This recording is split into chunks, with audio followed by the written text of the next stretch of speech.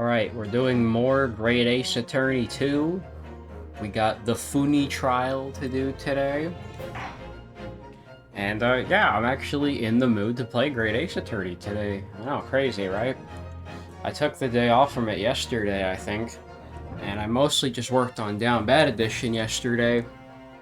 It's just kind of, like, it's kind of basically like the new Tetris, you know? I think back in the day, I was talking about how, like, it's like, oh, I'm like this level in Tetris 99 or whatever. That used to be like the thing I bring up like every episode. I'd be like, hey, here's my progress in in this game, you know? And now my progress is linked to my Paper Mario ROM hack that I'm working on. Because I was able to add an area from Master Quest into Darkstar Edition, not Darkstar, Down Bad Edition. Well, I say Darkstar because it is also in Darkstar Edition. And I'm also planning on maybe adding some areas from TTYD 64 as well. I don't think I have too many areas from that game yet, but we'll probably do that. We'll probably add some of those. So yeah, let's do the trial. I ended at a kind of a weird spot, I think. I think I ended off... Yeah, we're about to do the cross-examination. And we have this funny song. Happy am I, Shamspeare, to regale thee with my tale of woe, my lord. But I still have my own tale to tell. My own tale of worse woe. I can regale the court with the tale of my perfect innocence in perfect English.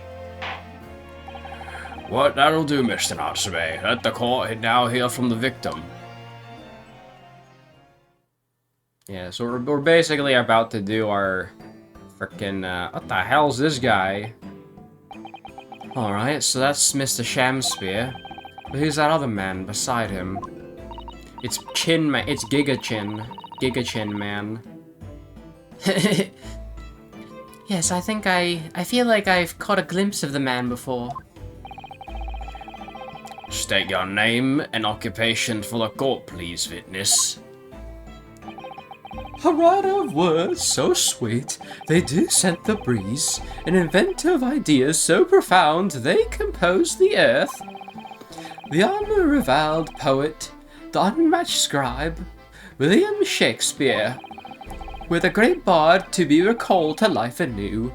Lo, what a magnificent man! Good fellows, I am he who ponders such a miracle, William Shamspeare. Oh, the name's Materman. Agent B. Materman. I work for the Altamont Gas Company, East End branch office.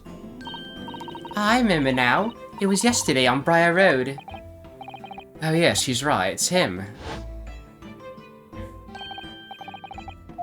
Yeah, that guy was just kind of like looking into his window. He was kind of looking at the window. And then he just kind of pissed off after that.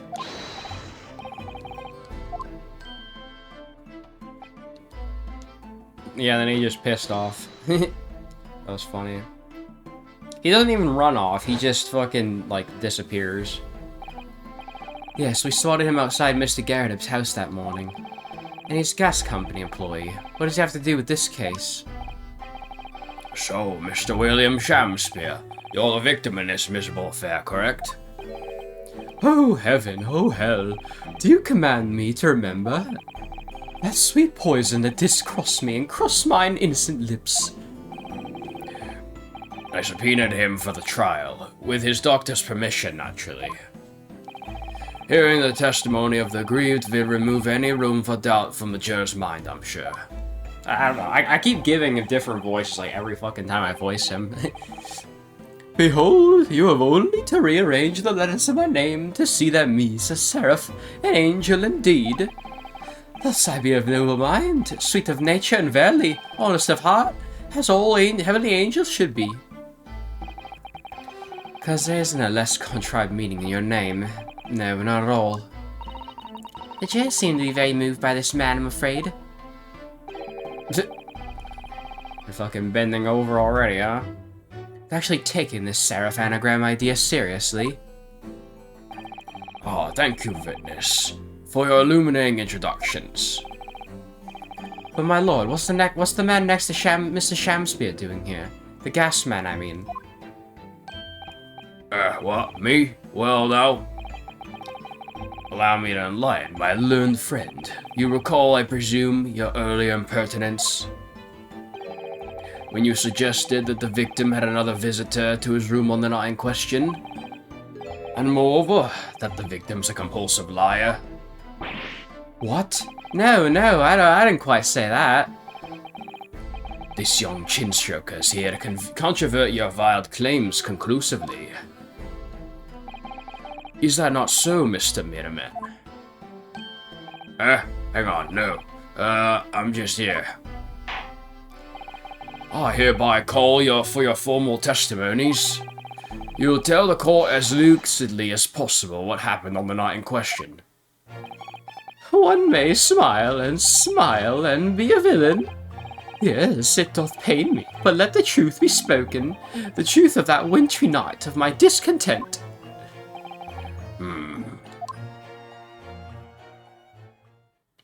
I still have no idea what in bollocks this fucking gas man has to do with this case. He's just there. He's just there. The wintry night of my discontent. The snow lay about. My neighbour did cometh in the evening, bearing a gift of tea. But marry, pity was his drink, and when he left, I did fall prostrate on my table. 'Twas the tea alone did pass the lips that late hour, not else. I was outside this bloke's window in the freezing cold all night, keeping an eye on his room. No one else visited his room but that short little round-backed Eastern fella. Oh, so he witnessed Saseki going into the building, I guess? Wait, what did you say? You were keeping an eye on Mr. Shamspeare's room all night? That's right. Of course, the bloke's window's all but blocked up, ain't it?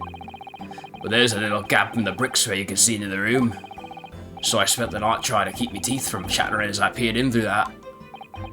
But the question is, sir, why? Oh, well now, that's 'cause he's on my list. What a piece of work this is, man. Wherefore wouldst thou not stare in the wonderment? What are you talking about? His buzzing busybody hath not part in this play. I pray thee, pay him no heed. Make no more ado about his tedious words. What you say about me? Calm yourself. This court is concerned with what happened on the night in question. Nothing more. Indeed, that is so. And as the testimony we have just heard clearly reveals, there was no one other than the accused present at that time who could have carried out this crime. Look at the fucking chatting to each other. Well, I believe this may be the final testimony of the trial. Wait, that can't be right. That's cap, bro. Now, counsel, the defense may proceed with the cross-examination. Yes, my lord. Well, let's see what this bozo has to say to my pressing. No, I'm down to 4 badges, dude. I could be at 5, but I effed up. To be clear, by neighbor, you're referring to the defendant, Mr. Natsume. Oh, indeed, sire. Perchance thou wouldst that I called him the man from upstairs? And at what time did the mustache your Nipponese visit you in your room? Our meeting was promised for the hour of 9, and lo did he come to tender the gift of fragrant tea. Details which are in accordance with the defendant's own testimony, yes? And we were broiled in such a literary debate as history hath not seen before. By which I presume he means a discussion about who was stronger, Romeo or Juliet. I, Shamspeare, did play the part of young Romeo, whilst my neighbour played the fair Juliet. Each of us dressed as would our characters be, to bring weight upon our merry experiment. I dare not imagine the scene. Frailty, thy name is woman. Canst thou imagine how dismayed I was? Yes, I have heard of the Eastern art, jujitsu, but... Ne'er did I dream 'twould be a skill practiced by the comely maiden. Juliet beat Romeo up is not helping our case. I believe the court has heard enough about your earth-shattering literary debate. Perhaps you could reiterate your statement about the tea that the accused brought to your room? My liege, I am thy servant. Gladly I would do thy bidding.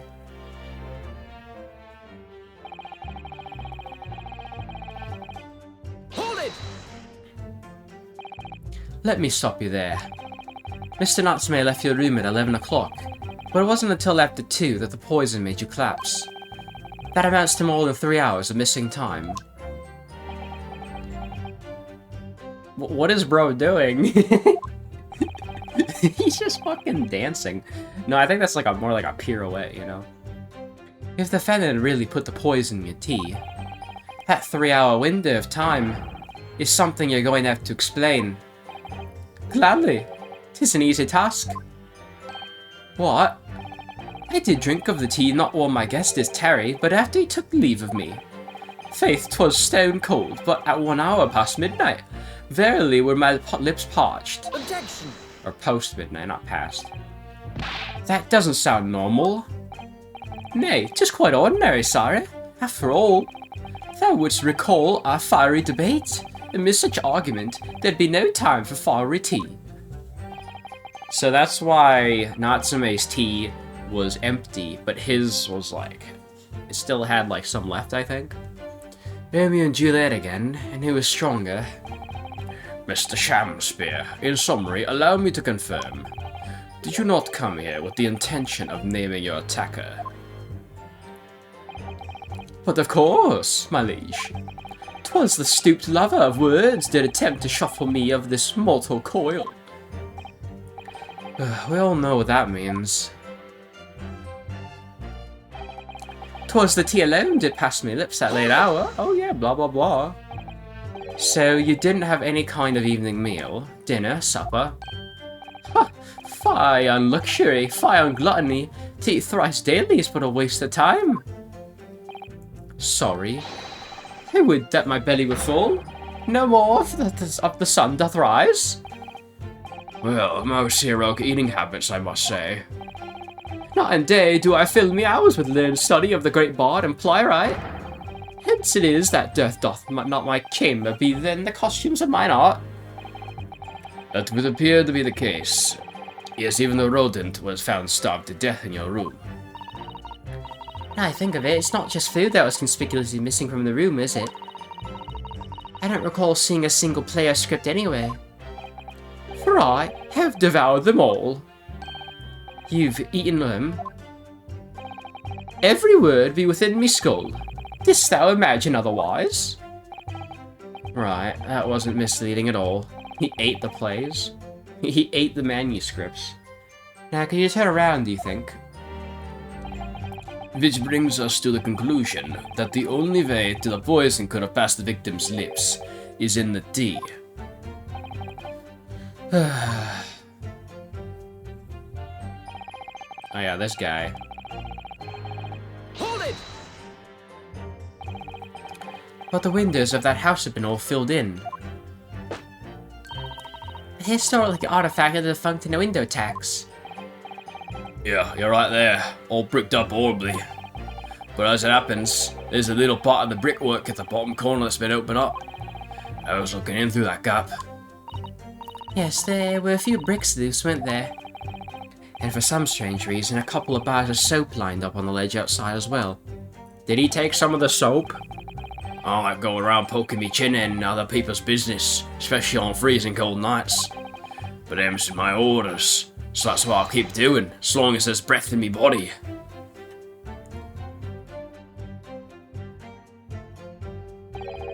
What's with all the theatrics today?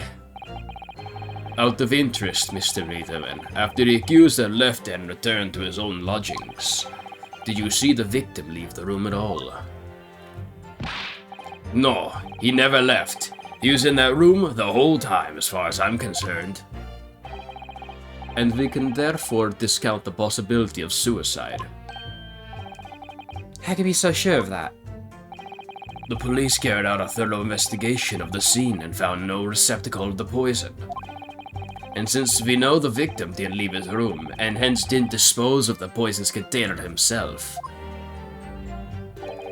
it's clear that this was no attempt at suicide. Only the culprit could have removed the receptacle. Ah, yes. Lucidly explained, Counsel. Thank you. It really was. You can't really argue with that logic. Well, our only other statement's this. Hold it! You say a short little rounded back eastern fella, so you can't be sure it was the defendant then. Objection! How many other short little round back meat-beanies with a mustache you think there are in London?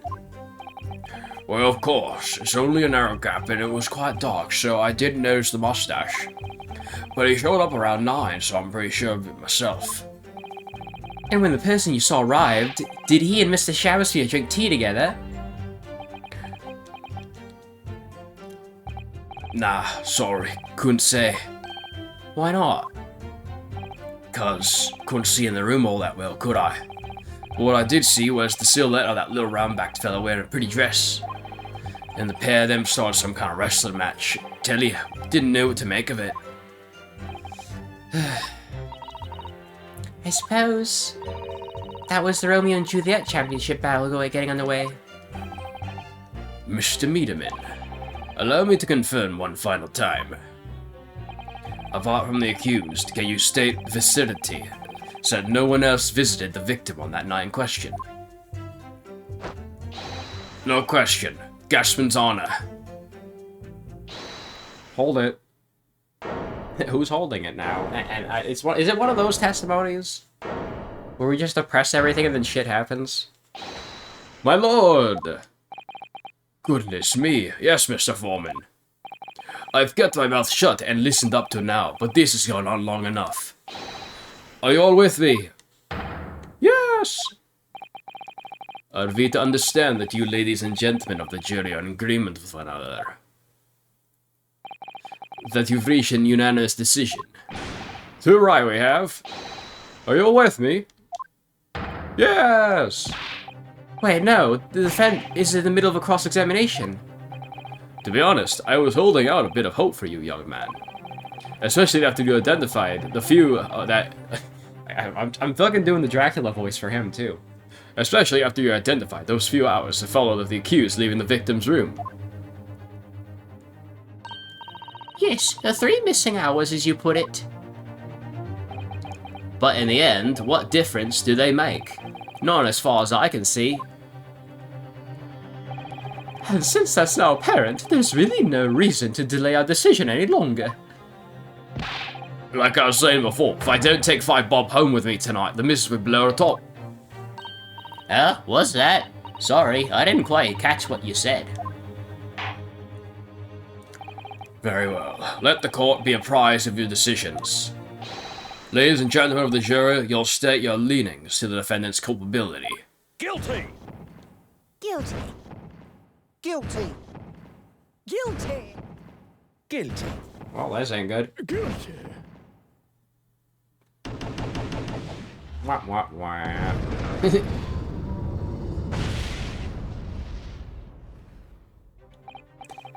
All of you? Well, it will appear that the jury is indeed unanimous. Oh, it's time for some wine. Wine in the courtroom, guys. So, this time at last, it seems justice will be done. All's well that ends well, as they say. This calls for a toast, I feel.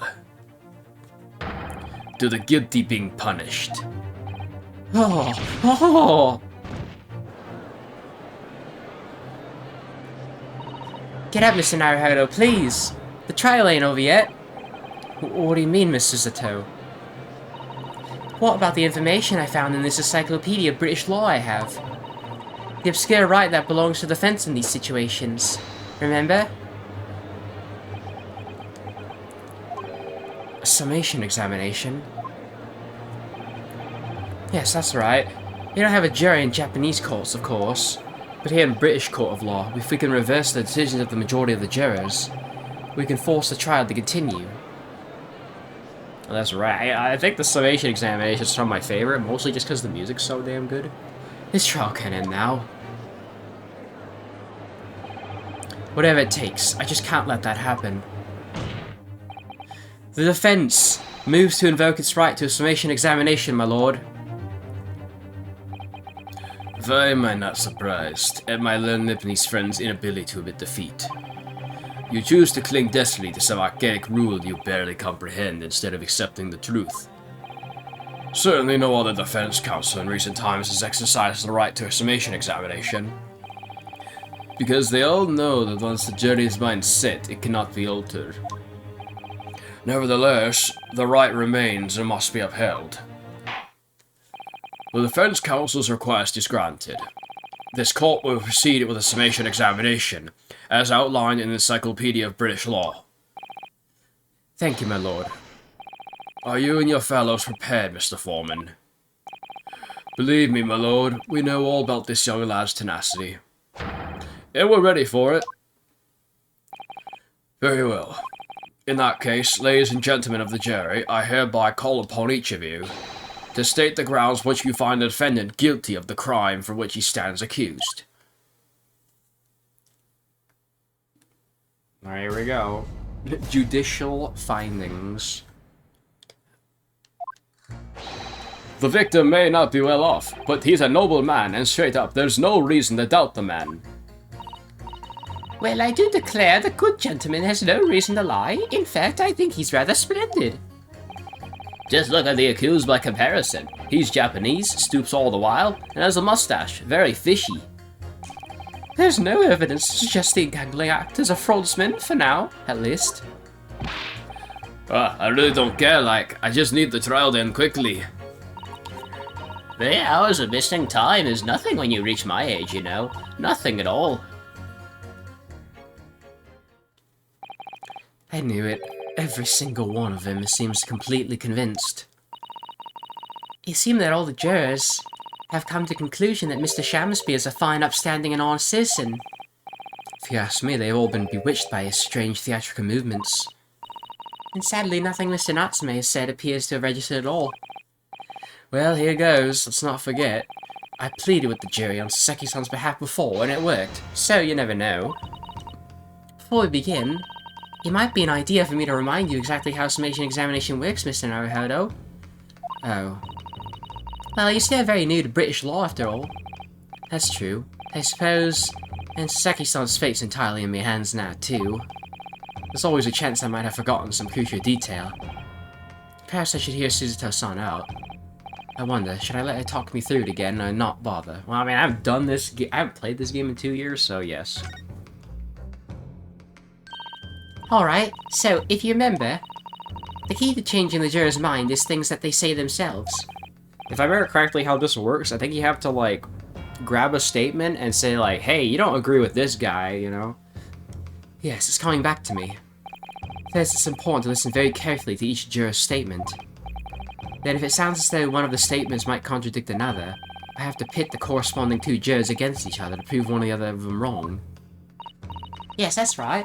In many ways, it's very similar to a normal cross-examination. Alright then, all that remains now is to do it. Without further ado, please, counsel, proceed with the summation examination.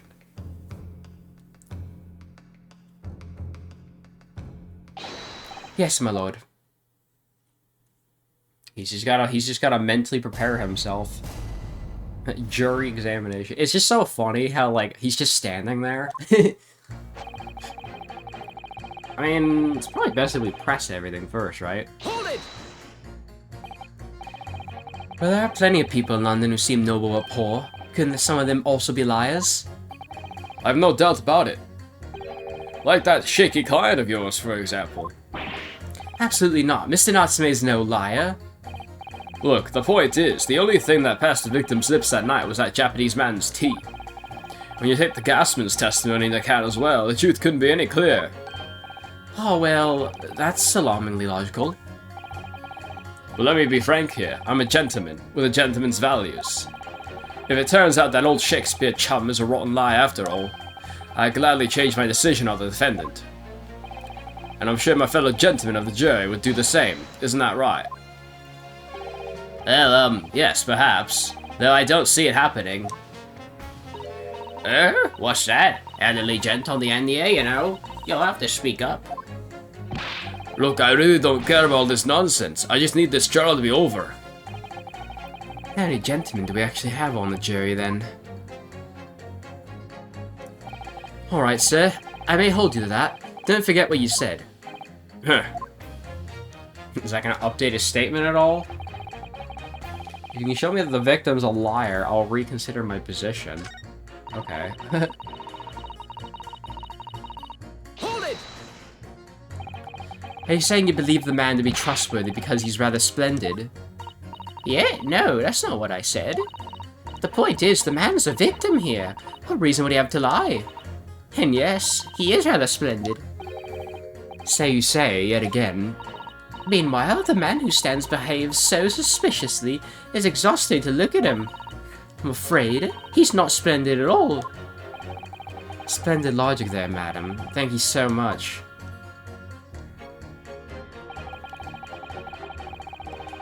You know, I am really curious if I go on the wiki, like, do any of these characters have names, or am I gonna go on the wiki and it's like, hey, this is juror number 3, this is the best character in the game. Juror number 3 is a character in Great Ace Attorney 2. Well, he's also in Great Ace Attorney 1. No, no, no, not one of those things is a reason to find the man guilty. But he is fishy. There's no point dancing around the fact. He's Japanese, he has a mustache, and he stoops. You see, you arrived at a conclusion in just 3 steps. 3 steps like a waltz, in fact. You know, the more I think about it, the more this trial seems like a dance. You seem to be several steps ahead of yourself, though, and you're on the wrong foot.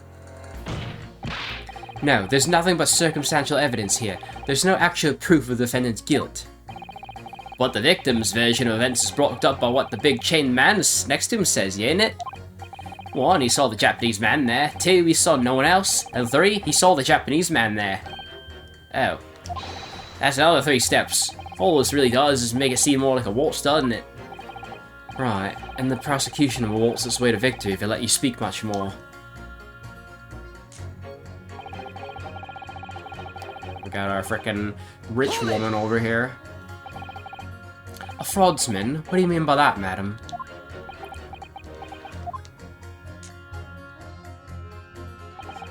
It really is a most tiresome problem for the company. Most irritating. We can be absolutely certain that a customer is stealing from us, but without hard evidence. We can't even threaten to take action for fear of being sued. I'm sorry, you lost me a little there. Who are you? I'm the wife of Augustus Almont, owner of the Altamont Gas Company. Good gracious, ultimate gas, you say? Gas is the future of energy in this country and all round the globe, but proper handling is essential. As I'm sure an employee from the East End branch office would be first to agree. Absolutely, Lady Quimby. Gotta be used properly. Ultimate gas is the best in the world, of course. Now, what are the odds they had the fucking, like, queen of the gas station here today? Well, I think we may have solved the mystery of the bow from earlier, Mr. Naruhodo. I guess it's the bow, not bow. Right, he bowed in deference to the employer's wife, did he? Oh, so would I be right in assuming that the reason Mr. Meaderman was watching that Mr. Shamspeare's up to in his room? I'm afraid that there's no end to the lengths of the population of the East End will go in order to steal our gas. So I really have no choice when the company identifies somebody as possible fraudsman. But to dispatch a worker to watch the suspect day and night, we're very thorough in our investigations. See, me and Mr. Shamspeare's, I wouldn't come out and say in public. But you can finish that sentence with a grubby little gas thief. You have noticed the public gallery in here, have you? The eye of man hath not beheld, the ear of man hath not seen. Faith, wouldst thou wound me with thy words, were I to let them penetrate the skin? But sirs hear not insults, only choirs of angels and song. We may not have evidence yet, but my workers will stop buzzing around you until they find it. And when they do, you'll find yourself blasted back to your angelic heights in the ultimate gas explosion. So, Mr. Shamspeare has been stealing gas. I wonder, juror number 4, if you wouldn't mind adding that information to your statement. My pleasure. Was it the bit about ripping the thief apart you enjoyed? A little before the part about abject violence, if it's not too much trouble. Oh shit, I think I already see what I need to do. She thinks he's a thief, and then the other lady thinks he's a splendid man. Is that what we gotta put against? Okay. The victim puts on a fine performance when in reality he's a common thief of my company's gas, and then she says she thinks he's rather splendid. Okay, I think I'll put those two against each other, but for now I'm just gonna press these for the fluff. Hold it! And if you don't mind, guys, I'm gonna take a sip of my tea, too.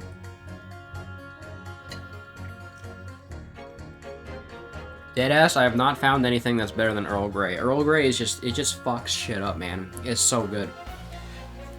Keep talking about needing to take home some money. What's that all about, sir? Finish, lass. That's what it's about. What's that? I'm talking about the derby at Hyde Park, ain't I? It was the Queen's Cup last week, ain't it? A derby? It was a dead set, that's the thing. I couldn't lose. So I took my wife's savings, like. But then, that hopeless old mare went and did the unthinkable. Oh, that stupid Finish, lass. Oh dear, I think it's clear what happened, isn't it? This the day the miss used her savings for a trip down the pub. So come on, let this business lie now. Just give it up. No, that's not gonna happen. So that had fuck all to do with the case. Hold it! What do you really mean by that, sir? Well, I'm not one to boast, but I get up at 5 every morning, I do. At 5? You're a real early riser then, aren't you? What's that now? I say you're an early riser. Oh, well, I wouldn't say that. I mean, I like to while away through the hours in the evening reading books as well. But by about 2 in the morning, I'm usually too tired to go on. He sleeps at 2 in the morning and gets up at 5. Oh my, that means he only has 3 hours of sleep each night. Huh, what's that, dear? Only 3 hours of sleep each night? That's right. You see, the 8 hours of missing time, like I said, it's not much, is it? This really isn't helping. The key to summation examination is identifying contradictions between jurors' statements, Mr. Naruhodo. Right, and once I found 2 jurors whose statements can't coexist, I need to pit those 2 jurors against each other. Then hopefully when they see what they're saying doesn't make sense, they'll change their leaning. Yes, and if you're able to change the minds of a majority of the jurors, the trial will continue. But conversely, if you're unable to do that, the judge will declare the trial over and move to adjudication. Can't let that happen. Somehow or other, I have to turn this trial around. Alright. If you show me that the victim's a liar, I'll reconsider my position. Well, I think what I'm gonna do is I'm gonna save first.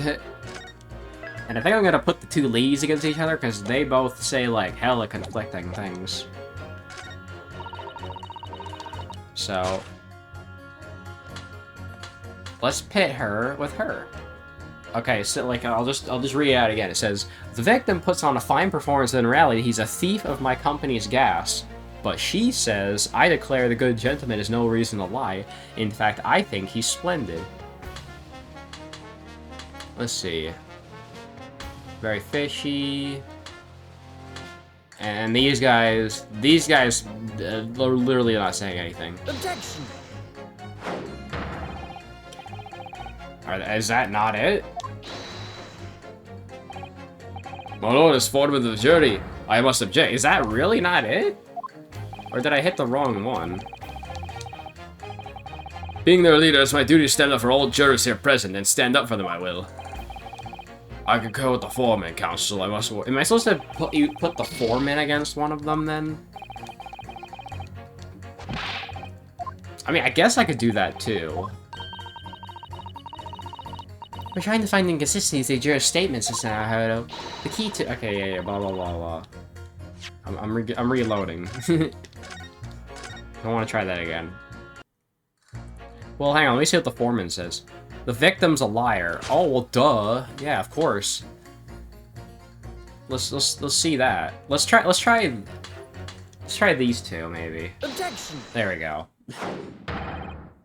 Those two statements clearly contradict each other. Good gracious. To whose statements do you refer, counsel? Juror number 1. Oh, what are you yelling about, lad? Oh yeah, I love it. I love when he just fucking walks around like this and he's just like, alright, you guys are dumbasses. I presume you've heard juror number 4's statements made by the wife of the owner of Ultimate Gas. Well, yes. The victim, who you claim to be a noble, straight-up man, in fact, turns out to be a common thief. So the good lady says, but there's no evidence, is there? You and I both heard them say as much. It's true, we don't have evidence as such, just yet. But the claims aren't baseless, you know. What? You heard me. Seeing as his operation has already been compromised, I would suggest that the court hears testimony from an East End branch office employee over there. I'll do whatever you say, my lady. Gasman's honor.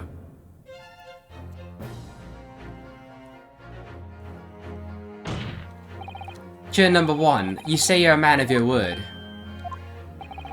If I could show you that Mr. Shamspeare is a liar, you assured me that you would reconsider your decision about the defendant's guilt. Yes, I did say that. And as a man of honor, I hold to it, as I'm sure the other gentlemen of the jury will. Me? Well, yes. Now that we've found out the man's a liar, perhaps we ought to reconsider the matter. Well, if I'm perfectly honest, I haven't heard half of what you've all been saying. So this means you'll recap a few points that would suit me down to the ground. Oh no, I'm not having any part of this. I want this trial to be over with. In that case, I shall change my leaning. So, Mr. William Shamspeare, if that's your real name, we of the jury demand to know exactly what kind of a man you really are. Woo! Now it's 4-2. I guess 2-4. Yeah. Let's just say 2-4. That's 4 jurors. 4 for not guilty. Yes, Mr. Naruhodo. Victory! Order, order. Well, this is quite extraordinary, I must say. As a result of the defense's summation examination, the jury's leaning has changed. Now, only 2 jurors say guilty, whilst 4 say not guilty. I like how one of the guys is just saying guilty because he wants the fucking trial over with. That's really funny. I therefore declare this court to be in a state of disaccord, in order of the trial to continue. And the other lady, she's just dick-sucking the victim, so... You know, of course she says guilty.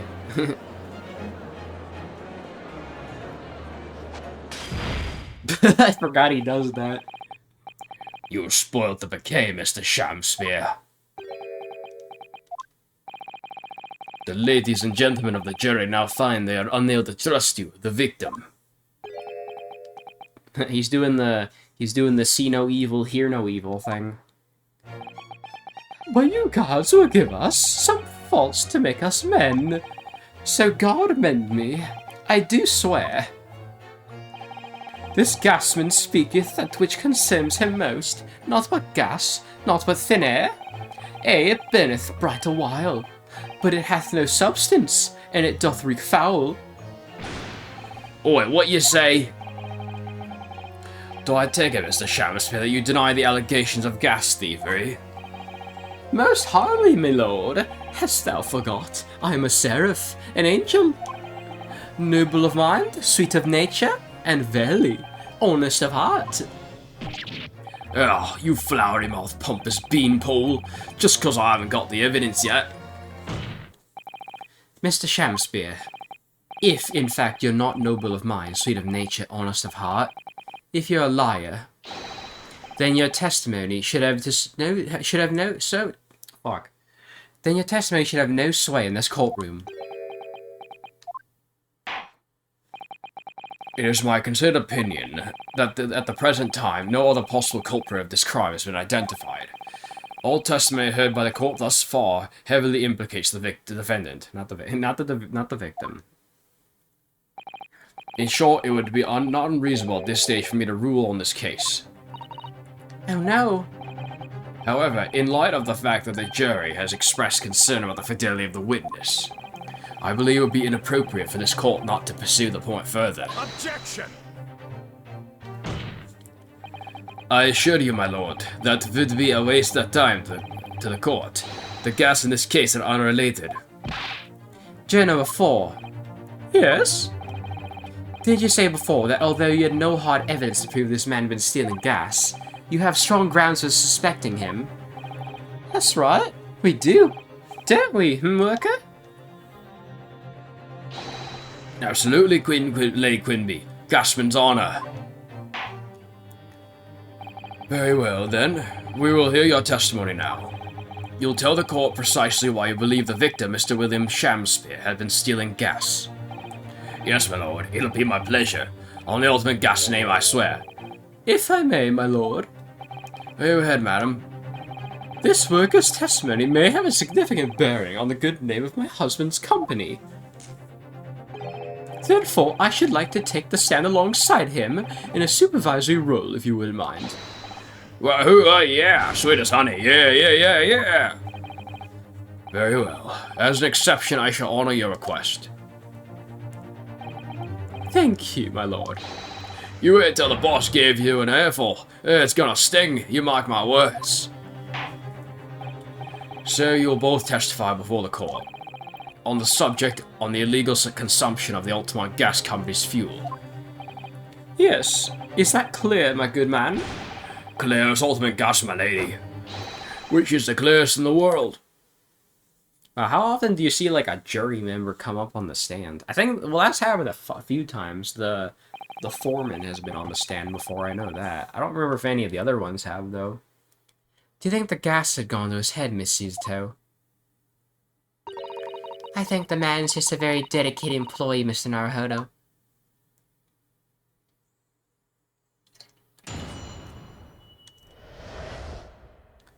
The Ultimate Gas Company's investigation. I'm proud to be the company's East End branch investigator, meet a money collection agent. Now, actually, just for shits and giggles, is she in the court record now? Oh wow, look at how many people we have. Okay. How many of these have I read? I don't think I've read Gregson yet, have I? Oh man, it's so weird seeing him without his hat, dude. The detective inspector in charge of Scotland Yard's investigation of the case. He's stern and single-minded in his approach and a great lover of fish and chips. The victim, Mr. Garadeb, a retired army man who's the landlord of lodgings rented by Mr. Natsume. An old knee injury means he's confined to a chair most of the time. Barrick Van Zeeks, yep. A prosecutor known as the Reaper of the Bailey. Supposedly the souls of those he prosecutes are eternally damned one way or another. Yeah, Meterman, a young man who works for Ultimate Gas. He's a witness to the incident. And then Quinby Altamont. Yeah, she actually has a name now. The wife of the owner of the Ultimate Gas Company. She's a staunch believer in the superiority of the fuel and utterly unforgivable gas theft. Yeah, it's not very often that they just name drop, like, the jurors, right? Like, how many jurors actually have a name? I don't know, if I go to the...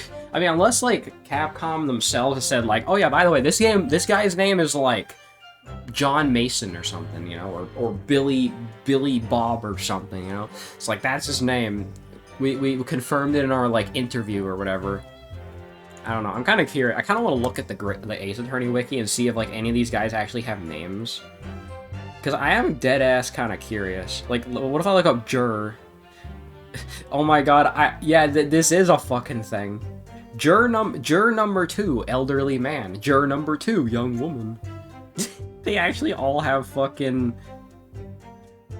They all have fucking, like, wiki pages. An unnamed woman was juror 2 in the trial of Soseki Natsume. Yeah. Juror number 6, elderly man.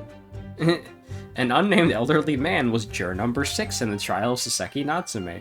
So yeah, there are, like, just dead-ass, unnamed, like, characters in this game. And they're just, like, jurors. That's really funny. Alright, hold on, let's take another sip of tea.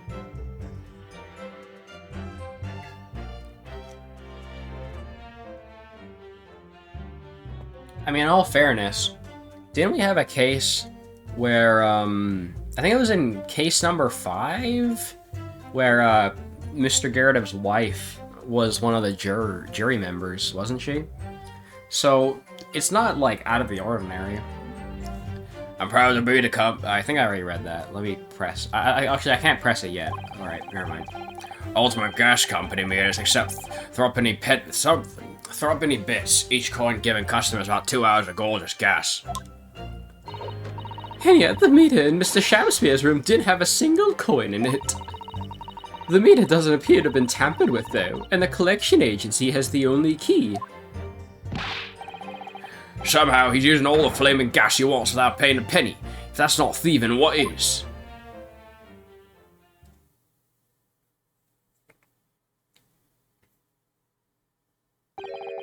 Pray forgive the discourtesy.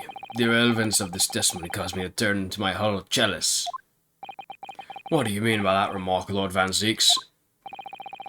Did the mustachioed Nipponese poison the gangling excuse for an actor, or didn't he? That is all that should concern this court, and yet now we must listen to this abhorrence. Clearly what separates the vast British Empire and your Eastern Island nation is more than geographical distance. But this could turn out to be crucial testimony. The cross-examination must go ahead. I forgot he does that too. Oh my god, it's I can't wait till he does the fucking leg on the table. That's gonna be like the funniest shit. Do what you will. Lord Van Zeeks appears to be in a violent mood. When is he not? When is he not in a violent mood? Yes, he does. An attempted poisoning, and an incident of gas theft with no supporting evidence. It's true that they would appear completely unrelated at first glance. But I wonder, the truth tends to be buried in the most unusual places. And the first step in uncovering it would be to establish just who and what this man really is.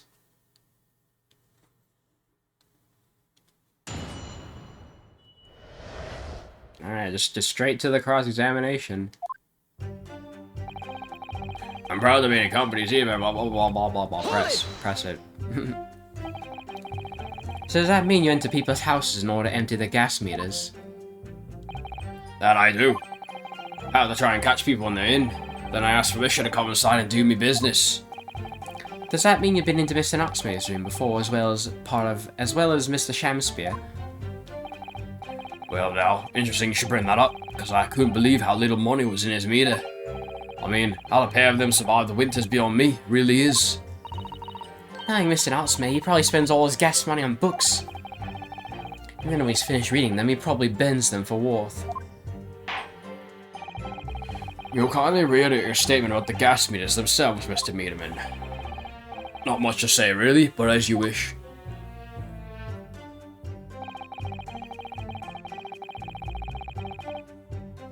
Hold it! So all London houses that have a gas supply fitted with these gas meters, are they? The latest model, the height of technology, developed by our company, Altamont Gas. And anyone who uses our gas will have one of these meters in their property, yes. Say if a 3p coin gives 2 hours of gas, most people would use about 3 coins in a night. A bit more than that usually. They have both gas lights and a gas stove, that is. Thinking about it, Saseki-san doesn't have a fireplace in that room of his, does he? Some people still choose to use candles, of course, and only have gas for heating. Oh yes, I do remember seeing candles in Mr. Knoxmare's room, actually. Well, we also saw a candle in, fucking, you know, Shamspeare's room too, though, didn't we? And how does the money in the meter get back to you at the gas company? Every 3 days, gasmen like me visit properties on the gas supply and empty the meters of coins. I must say, the design and manufacture of the new meter have costed the company an awful lot of money. But happily, I did put a stop to people not paying their dues, for the most part. Ah, 'cause they have to pay in advance, you mean? Yes, exactly right. So how the fuck did he get away with stealing? And yet the meter in Mr. Shamspeare's room didn't have a single coin. Hold it! Out of interest, how long has this been going on? Weeks and weeks. He's been pinching gas off us for ages. And you've examined the meter in Mr. Shamspeare's room, I take it? Naturally, we took it off the wall and went over with it with a fine-tooth comb. And found nothing suspicious at all, I presume? No, I'm afraid we didn't. Which is exactly why I demanded a new type of meter to be produced. One with an indestructible lock. The Shamspeare Special. That sounds like it would have cost an awful lot of 3-penny pieces. But even after all that, the rascal's meter was still empty. I'll never forget the humiliation. When I opened the money box and found it bare. You what? I said. You what? And the look on his face. That smarmy smile of his. I pulled the meter straight off the wall, and I took it back to my office. But you know what? Nothing. Not a trace of being jemmied open anywhere. Not a single side. And what's happened to me salary as a result? Down by 3 shillings a day, that's what. A life-threatening situation in a number of ways. Incidentally, what became of the meter? Nothing become of it. I've still got it. Oh. Right here. No wonder they call you meter men. I think it would be prudent for the court to sequester this item while the trial's ongoing. Gas meter. A meter that dispenses gas for a set time after a coin's inserted. Sports a very strong lock, developed especially with Mr. Shamspeare in mind. That's fucking funny. Definitely. Although at first glance, it doesn't appear to be anything unusual about it. Let's find out if that's actually the case. We're going to examine the bugger. And I'm also going to take another sip of tea.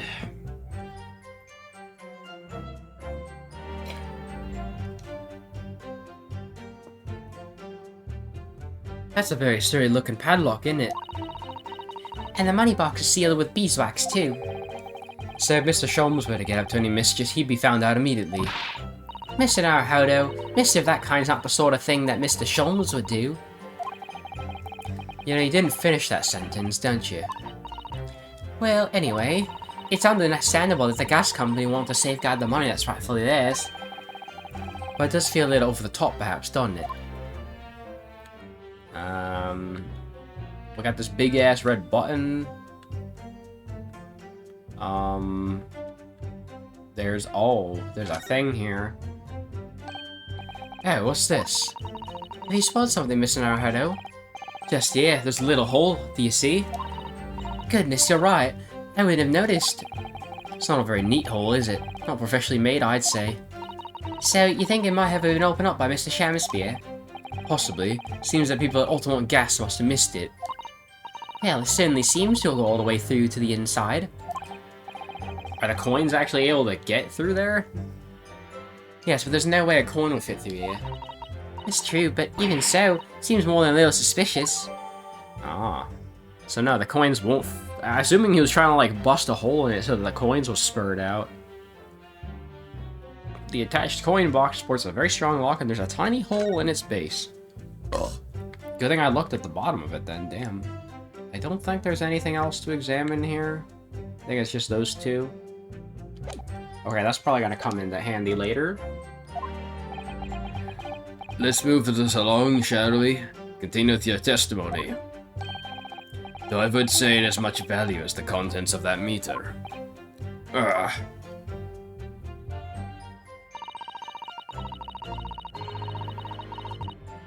Oh, well, I already know what to present on, but I'm just gonna press anyway. Hold it! There's only one key for all of your meters. Basically, you got a big-ass master key. Well, the truth, there's another key in the company vault at our main office. But even if someone had somehow managed to get a hold of the key, we'd know if the coin box had been opened. Oh? How? I came up with a rather clever way to expose any little shenanigans as it happens. Would you care to explain? Well now, in order to empty a meter, you have to unlock the padlock and remove the cover.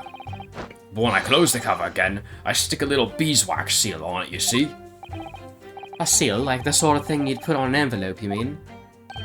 Something like that, yes. Basically, you can't remove the cover again without breaking the seal. Now, in the case Mr. Shamspier's meter, there were no coins inside at all, like as I said. But the seal been broken either. So that would mean Mr. Shamspire somehow managed to steal coins from inside the meter without opening it. I love that fucking goofy ass face that he makes. It seems so, but that would be impossible.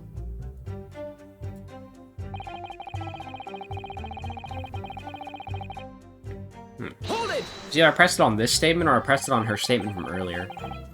How do you know he's been using the gas, though? Well now, since I started investigating this bloke, I've been to his room more than a few times. And on every single occasion, his lamps have been blazing and his stove pounding. It's the middle of winter, and he still turns to me, sweat dripping down his cheeks, and says, Press the X button. Get thee to a nunnery. Hammer indeed. Ugh, I could wring the bloke's neck. I got all hot under the collar, but still, every time I open that flaming locker, it's empty. He's robbing me of my salary, too. What's wrong with the world? Where's the justice? But how can Mr. Shamspire possibly be stealing the money? I don't understand. The simple explanation's right before your eyes. What? A toast. Do you eventually realize that the gasman could be an accomplice? What, you what? Good lord. Eminently plausible indeed.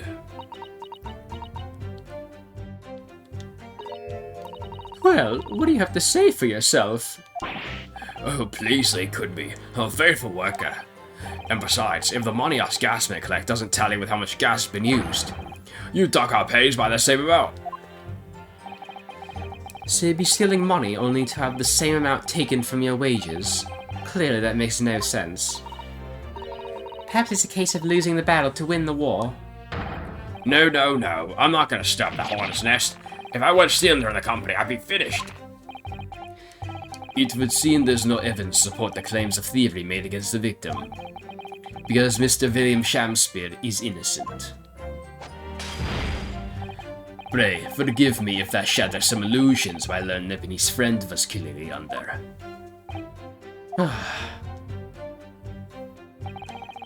I certainly didn't expect to uncover another crime that looks like it's been taking place in the very same room. According to the testimony, it's only the meter in Mr. Shamspier's room that's under suspicion. It does seem as though perhaps it's nothing to do with the incident involving Mr. Natsume. Yeah, like, we're going way off the deep end, bro. It's like, we went from, like, all we're really doing is proving that Mr. Shamspire is a fucking fraud. I mean, that's basically all we're doing. I mean, I guess that's technically a crime still, but I don't know if it doesn't necessarily clear Mr. Natsume, does it? I know, it does seem that way, but the fact is, since I've been practicing law in England, I feel like I've encountered this at least once already. Cases that are interlinked. Oh. Oh, hey, thanks for the follow, whoever that was. Might seem that two cases have nothing to do with one another at first, but in fact they're intimately connected. Yes, we have experienced that before, haven't we? I wonder if that's another instance. Perhaps, but we can't be sure of that yet. If the Ultimate Gas Company has been investigating Mr. Shamspire so earnestly, there must be something to it. But then, how has he been managing to steal their gas?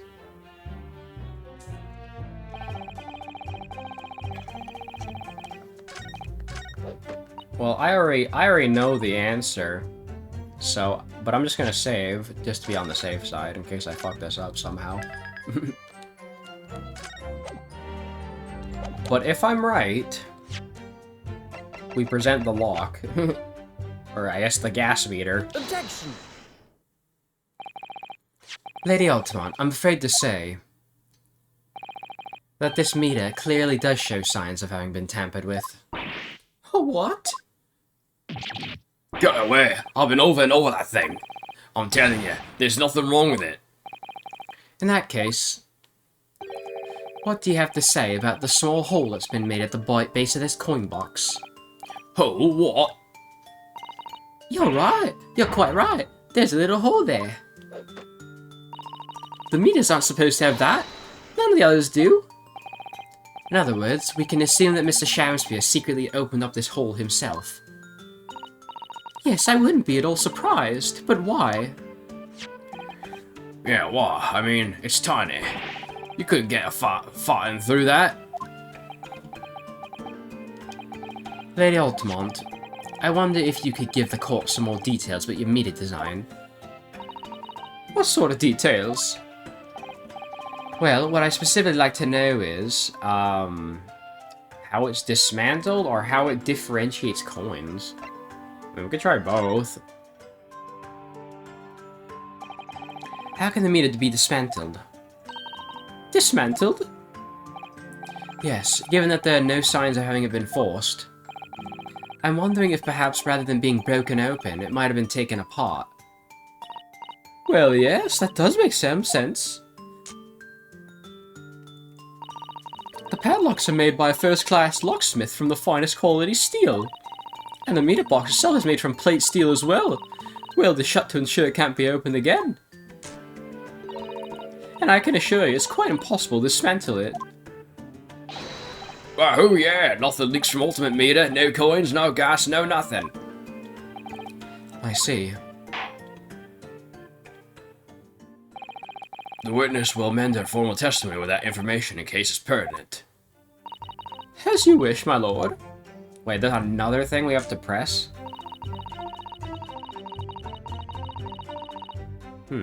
Hold it! Okay, we press that, I guess.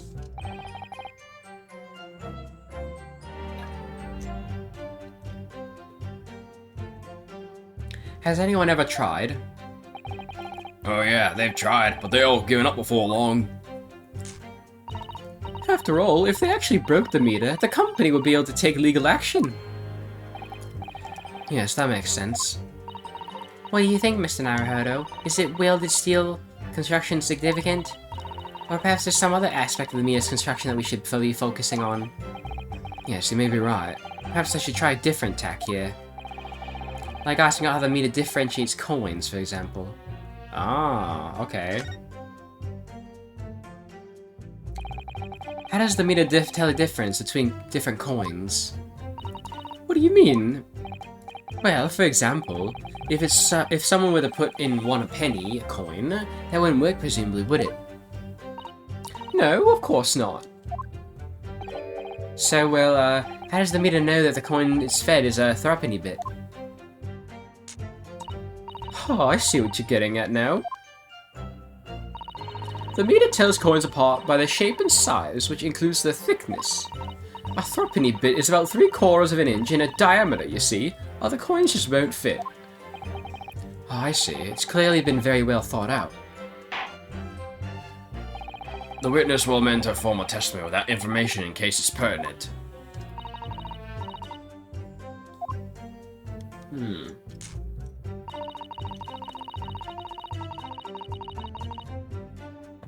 Oh my god, I just thought of something. Holy shit. Is it the fucking soap? Is it the fucking soap, dude? Objection! No, it's not the soap. Not yet, not yet. Fuck, I'm getting ahead of myself. But no, think about it, right? The fucking, maybe I gotta examine the soap again or something. Let me look at it. The reddish medallion has vanished, right? Oh, wait. Do I have to examine this again? Hey, look at this bar of soap. There's a circular depression on this side, about 2 centimeters across. Oh, 3/4 of an inch. Ah, do you think? We did find this soap at the scene, didn't we? Yes, there were 2 bars on that little ledge just outside the window, so we took this one. But I'm sure that when we first found it, there was some sort of reddish medallion in the middle there. I remember it clearly. Yes, but there's no sign of it now. Where could it have gone?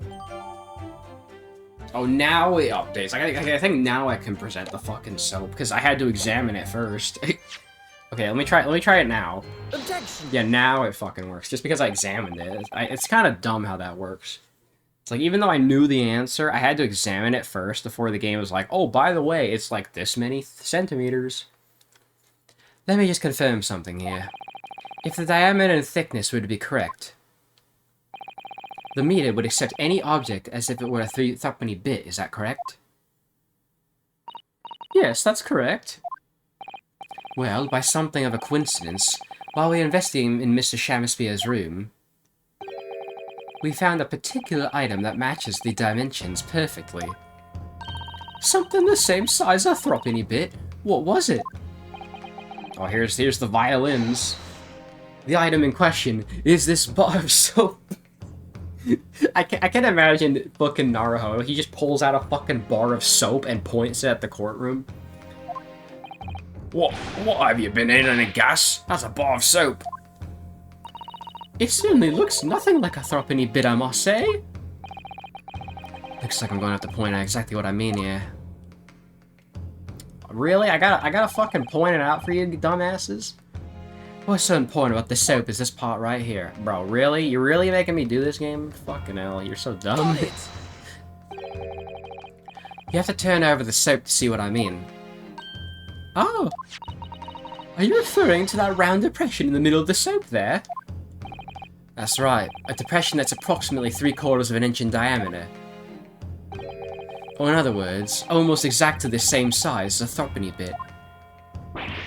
Get away! Does anyone here present have in their possession a threepenny bit? Quickly now, hand over your coins, ladies and gentlemen. Sounds rather like a highway robbery, doesn't it?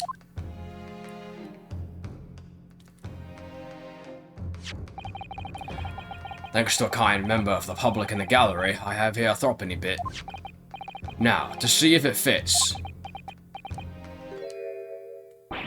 Oh my word, it couldn't be more snug. Yes, as I suspected. This, without a doubt, is a vital clue to explain how the Ultimate Gas Company is being defrauded. Well, I don't believe it. Oh shit, he's pissed. So, your assertion amounts to what? That some inferior bar of soap has a tentative connection to the theft of gas? Yes. The depression in the soap was clearly made by a threepenny bit. I must concur at last, that pushing a coin with some force into a poor quality bar of soap such as this is a remarkably simple way of replicating the coin's shape. What is that called? It's like making a fucking, like, alloy or something, right? He's basically making an alloy to duplicate the shapes of a coin. And then you could use, well, some melted wax or something to pour into the mound. You can make fake coins in no time.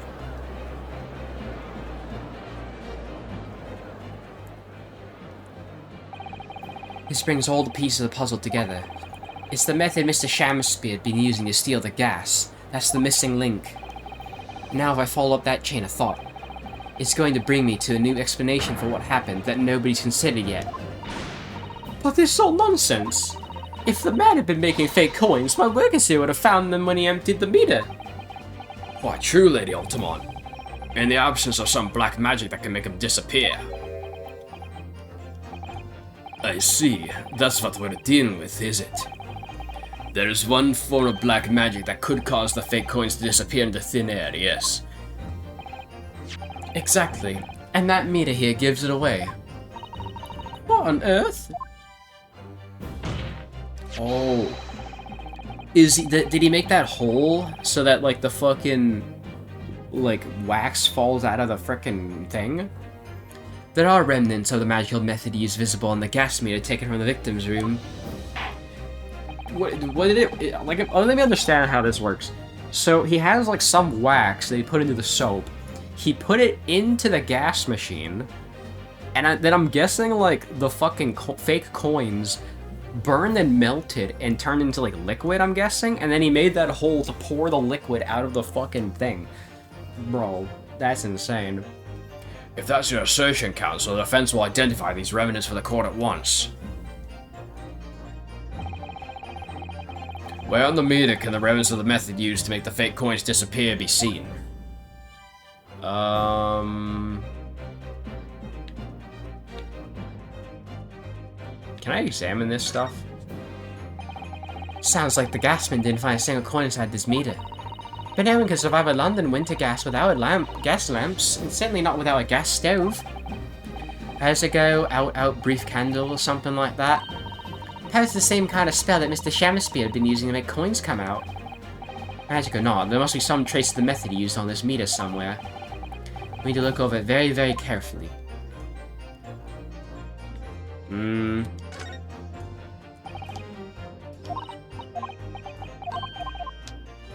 Okay, well, what about the hole? There's this little hole in the bottom of the meter here, isn't there? It looks as though it was made by somebody who didn't really have the right tools. It does actually go all the way through to the inside, though it's hard to see unless you look closely. In fact, it goes right through the part of the meter where the money ends up. I suppose it's nothing then. Oh? Well, you couldn't possibly extract a coin through such a small hole, could you? No, I suppose not. But then the question remains, why would somebody go to the effort of making a hole here? Can I present the hole? Where on the meter can the rounds of the method used? I mean, what else could there be? Like this little thing here? This is quite a tough padlock. What are you doing, Mr. Naruhodo? I was just seeing if it was possible to force it open. If you break it, I'm afraid you'll be forced to pay a fine. Oh no. Oh, that was close then. Perhaps tell me a little sooner next time.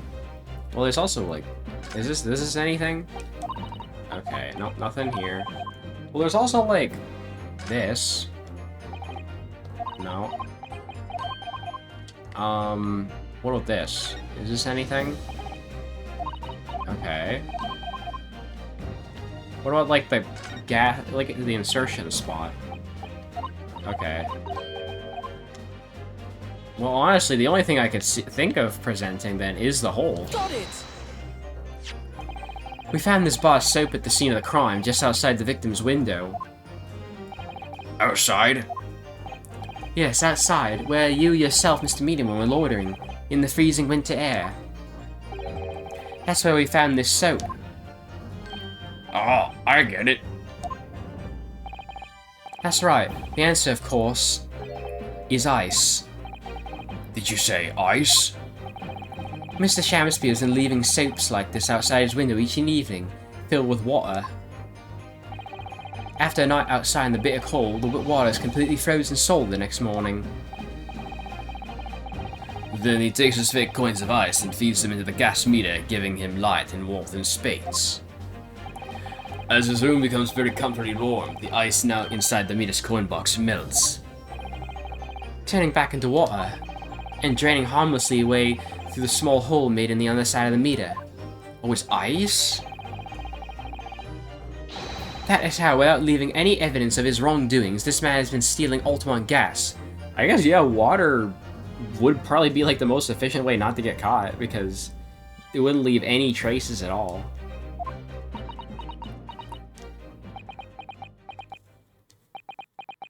Wow, they're just stunned. Just like that, so simply. Is he trying to make us look like idiots? He's been fooling us all with some bars of soap and some water?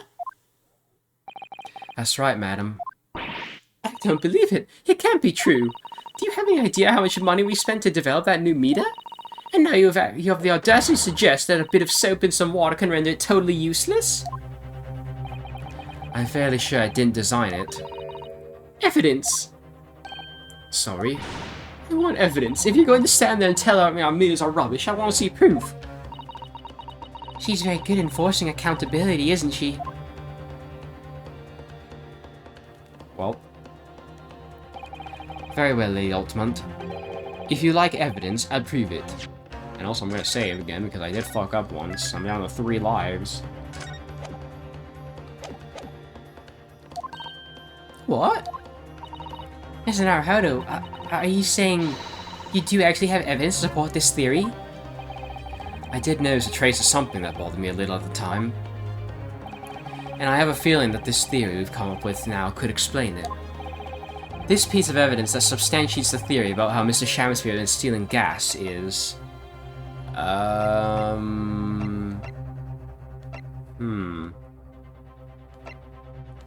What could we present? The teacup, maybe? Couldn't be the book. The books. What if we look at the teacups again? Let's look at his teacup.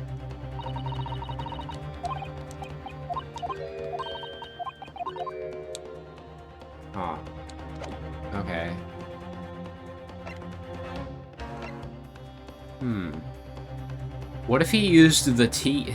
This sounds like a stupid theory, but what if he filled it with tea and made like frozen tea? Wait a minute. There, it's right there. There's like a leak on the floor. Take that! Bro, I didn't notice that. This is a photograph of the scene at the point when the victim was discovered, taken by Inspector Gregson. Or Luigi. Which is a name you're not allowed to say on Reddit anymore for some fucking reason, because Reddit's dumb, bro. And it clearly shows the remnants of the crime carried out by Mr. Shamspeare. What remnants? Oh, really? I have to spell it out for you? Here you can see the gas meter on the wall in Mr. Shamspeare's room. Now, look closely at the floorboards directly underneath the meter. Thank God we have color. This would make it a lot harder. You know what this looks like, actually? This photo, it looks like what happens when I throw on the fucking, like, noise filter on GIMP. It just took this, like, perfectly clean image, threw a freaking noise filter over it, and this is the image we ended up with. And trust me, I use the noise filter all the time, because it really adds detail to some images. But other times they can kind of ruin it and make it look grainy, so you really have to use the noise filter wisely, I'd say. What is that? Some kind of grubby stain? Almost certainly, it's a water stain resulting from the liquid that drained out of the hole made in the meter. Oh. If one coin gives around 2 hours of gas usage, and the occupant was heating his room in all his waking hours, we can imagine he would have used around 10 of his fake coins each day. The melting ice inside the meter's coin box would have been dripping almost constantly, leaving a stain on the floor. This is awful. And there's further evidence too. Mr. Shamspeare slumped over his table, apparently having consumed strychnine. And right there next to him is a bar of soap, broken in half. You're right. It would appear to me then, Counsel, that the man was eating the soap, was he? Pardon me for disagreeing with your lordship, but... certainly not. He didn't beat about the bush there, did he? In truth, Mr. Shamspeare was found with a fork in his hand. A meal of soap is sounding increasingly likely, Lord. Do you mean to say he was using that fork to... Yes. To extract a frozen coin from the bar of soap. Oh. But the bar broke in half. So perhaps it didn't go very well. Good gracious. Oh, so that would happen. Fuck the wine glass, I don't need it.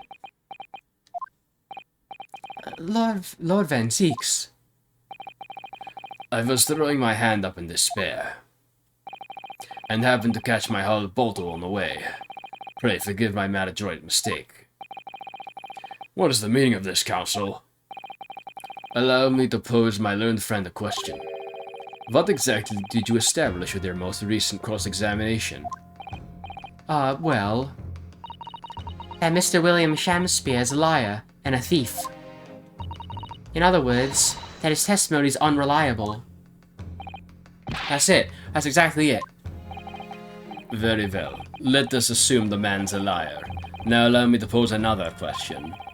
What possible difference does that make? Well... we know that suicide can be discounted. Scotland Yard's investigation revealed no sign of another vessel that contained poison. And on the night in question, there were no visitors to the room except the accused. The young Gaston's testimony, which we have no reason to doubt, has confirmed that. Furthermore, the only possible way the poison could have entered the victim's body is via the tea. The court has no evidence whatsoever that suggests otherwise. It's funny how the jurors are like going like, huh? Even if William Shamspeare is the liar you claim him to be, these facts have been objectively established. There's no escaping it. Therefore, in light of these facts, The prosecution calls for immediate adjudication. You what?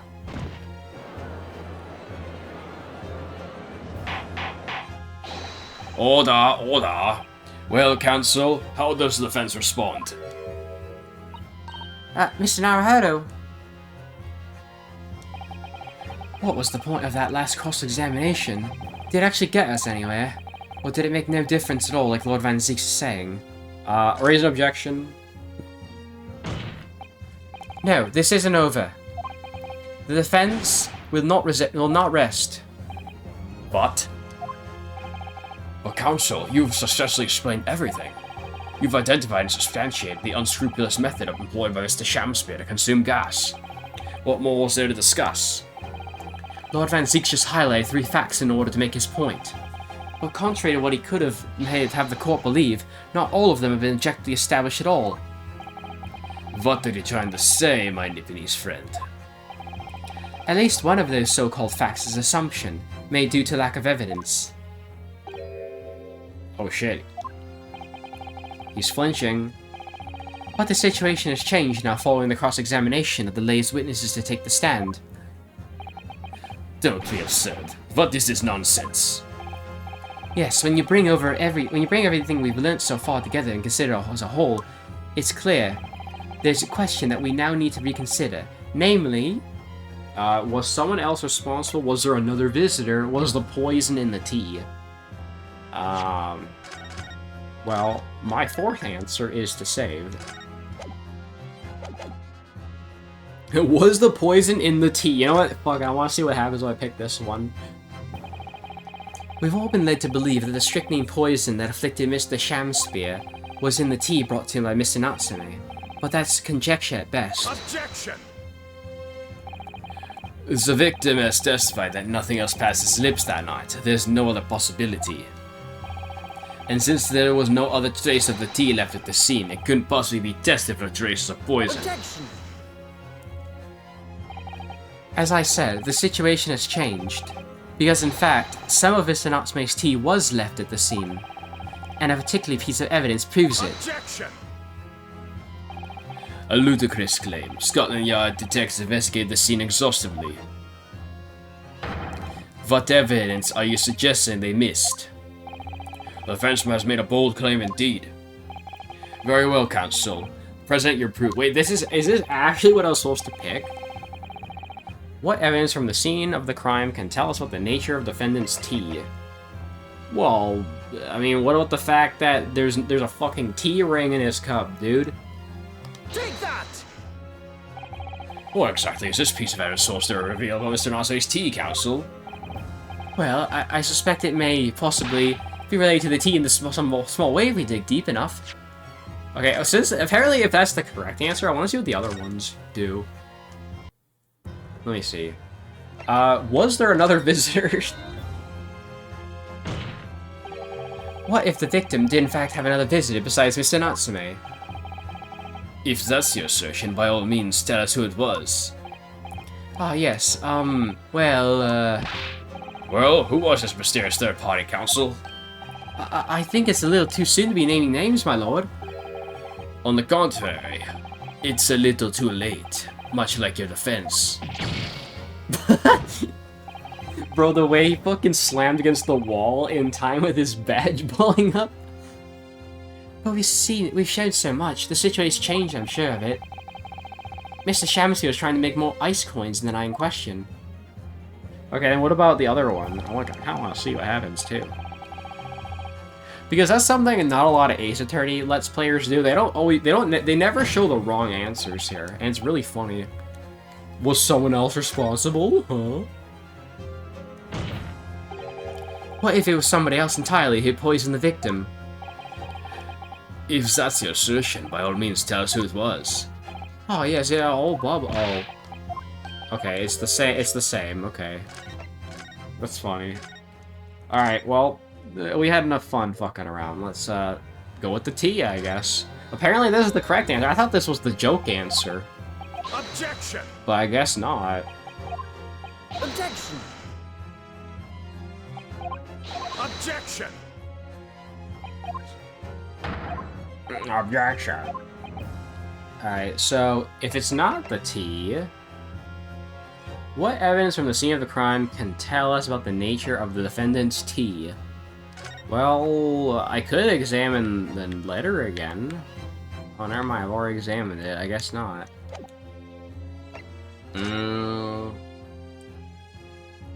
His tea was knocked over. Oh.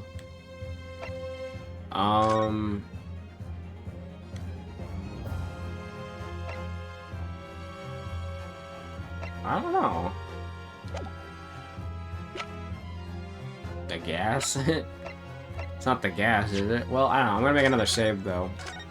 I know I'm save scumming, but hey, man, if you get a game over in this game, you lose a bit of progress. So I don't want to do that. It's not the fucking map, obviously. It's not the book receipt either, so we can rule those two out. It could be the crime scene photograph. His tea was knocked over. Take that! Fuck, that's not the right answer. Damn it. I don't know. I'm just guessing at this point. What about the medical report? Take that! Oh, you're a dumbass, I see. Okay, gotcha. Okay, it's not that. I mean, unless there's something I didn't examine, like, that's also possible, because that happens from time to time. What about the soap? Is it the fucking soap again?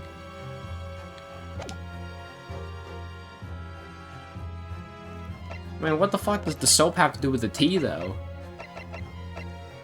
Yeah, fine, let's present the fucking soap again.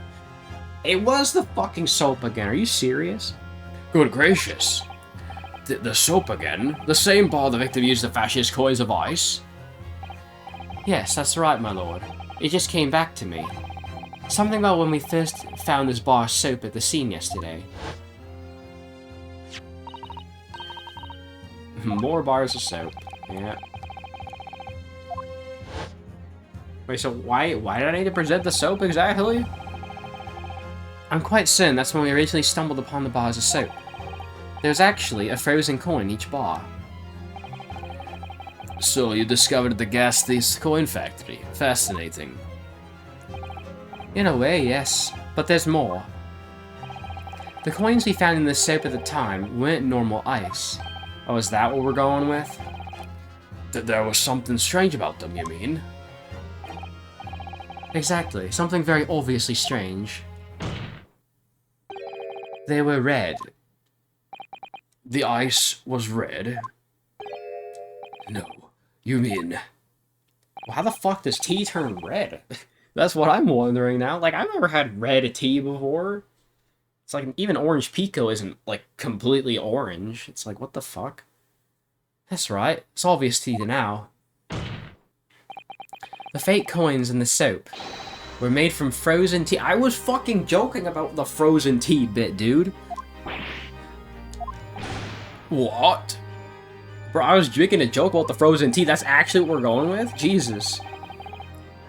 I would remind the court of a statement made by Mr. Natsume earlier in this trial. Good evening, yes, I did take some freshly brewed tea when I visited Mr. Shamspeare's room as a gift. The public water outside always freezes at night, so I bought bottled water especially to make it.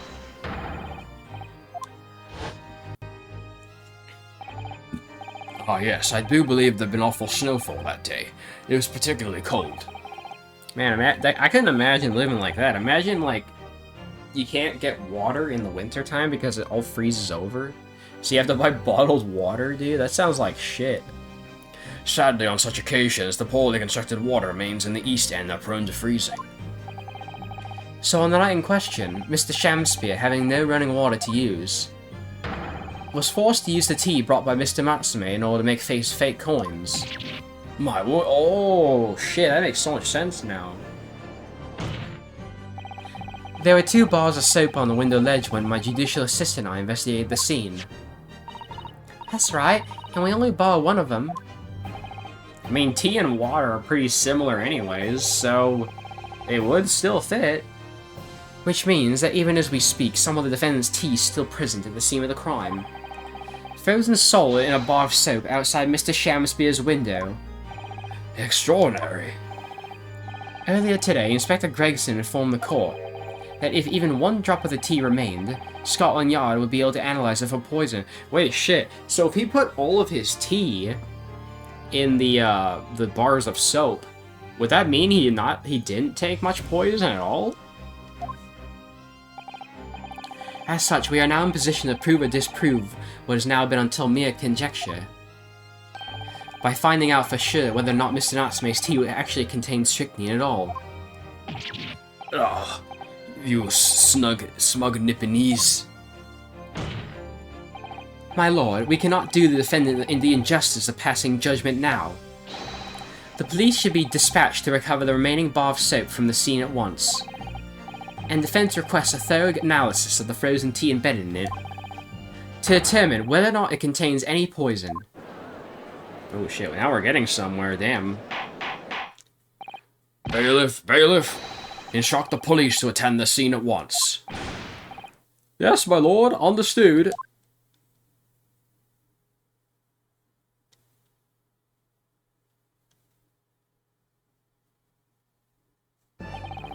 It would seem we have no choice but to suspend these proceedings for the time being. I trust you have no objection, Lord Van Zeeks. None, my lord. Scotland Yard will recover the tea from the scene and carry out the requisite tests immediately. The trial will resume at the same hour tomorrow. The prosecution and defense may conduct further investigations as appropriate at the interim. Yes, my lord. Oh shit, I guess that's the entire trial then. That was a good trial, though, I gotta say. Well, we managed to scrape through there somehow. Thank you, counsels. Court's adjourned until tomorrow. Yeah, it wouldn't be a proper Ace Attorney case without, like, one investigation, one trial, another investigation, and then another trial. Okay, honestly, I think this might not be a bad place to stop. I might, like, go, like, a little bit into the investigation, like I did with the trial. Because usually the investigations take me longer than the trials, I think. Hey, we're up here. I think, like, once I get the chance to examine shit, that's when I might, like, say, like, alright, I'm good. Wait, we made it back in one piece, just... To be perfectly honest, I thought we were finished there for a while. Oh, I know. What a lot of close shaves. There are so many carriages on the street of London. We were very nearly flattened several times. Oh, no, I didn't mean that. Yes, I know. It was a marvelous defense now, Hoda-san, it really was. I was all of you. Oh, thank you. And now that your favorite exploits have won us some more precious investigation time, let's see if we can't find some new clues for court tomorrow. Yes, let's do that. Is everything alright? I suppose I still can't quite believe it, that's all. That I'm here in England working as a lawyer, I mean, in the Old Bailey, no less. The truth is, it shouldn't be me, should it? It should be him standing in my shoes. It should be Cosima. It was Cosima-sama's wish that you follow him to Great Britain and work alongside him. Yes, I mean, I never had the chance to ask him exactly why, but he clearly had a plan. I wouldn't be here today if it weren't for him. And you're doing wonderfully, Naruto-san. I've no doubt that Cosmo-san would have said the exact same thing if he were here with us. That's an adorable smile, look at her. Thank you, Sudato-san, thank you.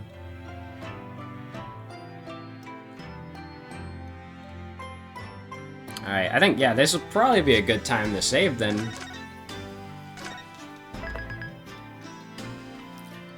Alright, well, it's not the longest episode ever, but we did manage to do the entire trial in like an hour and a half almost, it seems. It's pretty good.